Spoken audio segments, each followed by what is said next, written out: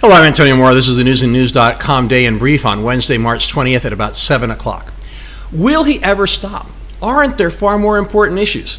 Seemingly savoring strife, President Trump continued bashing late Senator John McCain today after rekindling a feud with the McCain family over the weekend.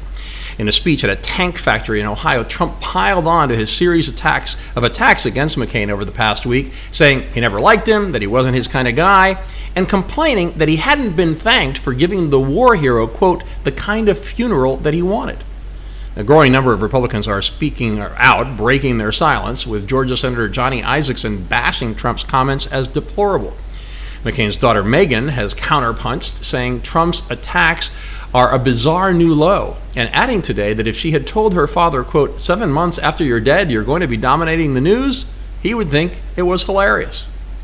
If that weren't enough, Trump again blasted George Conway, the husband of one of his most senior and trusted advisors. Conway, a very successful conservative lawyer who is a longtime Trump critic, has made his attacks more personal recently, implying Trump suffers from both narcissistic and antisocial personality disorders.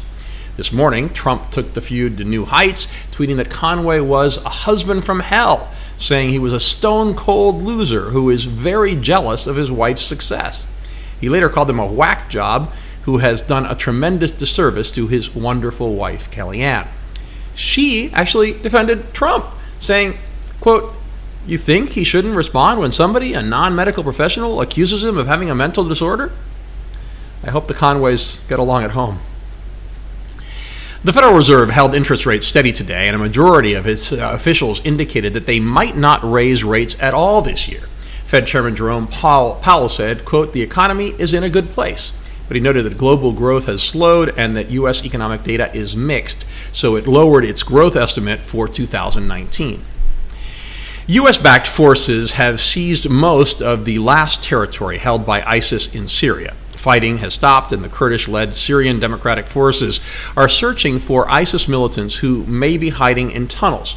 Earlier, the SDF had pinned down the final remnants of ISIS to a narrow strip along the Euphrates River.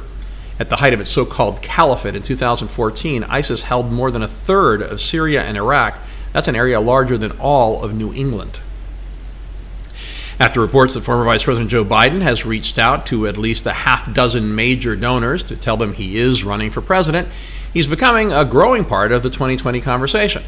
One concern already being expressed about Biden is whether he can attract support from the increasingly leftist base of the Democratic Party.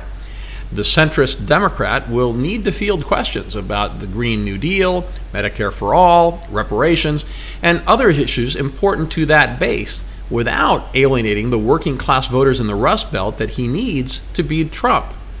Focusing on major donors is a move to come out of the box strong, showing his ability to raise big bucks, as Beto O'Rourke and Bernie Sanders have. O'Rourke claimed today that 128,000 people contributed $6.1 million to his campaign in the first 24 hours. Sanders had even more contributors, 223,000, but he raised $200,000 less. Biden may be able to draw more money on day one, but it's doubtful he'll have anywhere near as many contributors.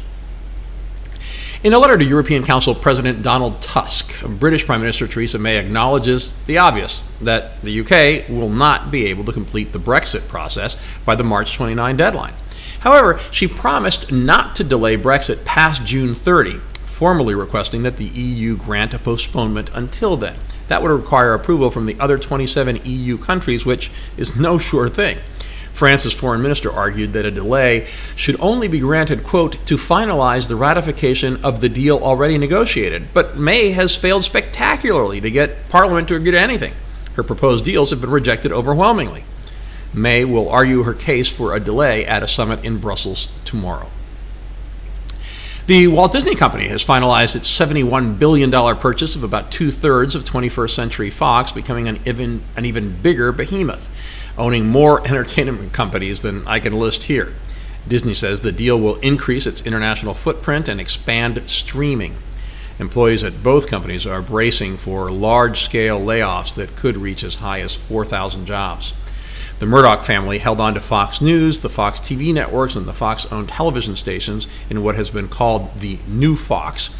Rupert Murdoch's son, Lachlan, will be the chairman and CEO. Former Speaker Paul Ryan joined the board of the company. The FDA has approved the first ever drug to specifically address postpartum depression. As opposed to other antidepressants, it has almost immediate results, but it costs a fortune and it has to be administered by IV over 60 hours. A new study shows that daily marijuana use, and especially using high-potency cannabis, increase the odds of having a psychotic episode. It's an increasing concern because of the growing availability of legal marijuana. Finally, couch potatoes rejoice. New research shows you don't have to be a gym rat to get health benefits. The new study found that adults over 40 who engage in even low-level physical activity, including dancing, gardening, or going for a walk, can improve brain and cardiac health. But don't get too excited. More intense exercise brings more significant health benefits.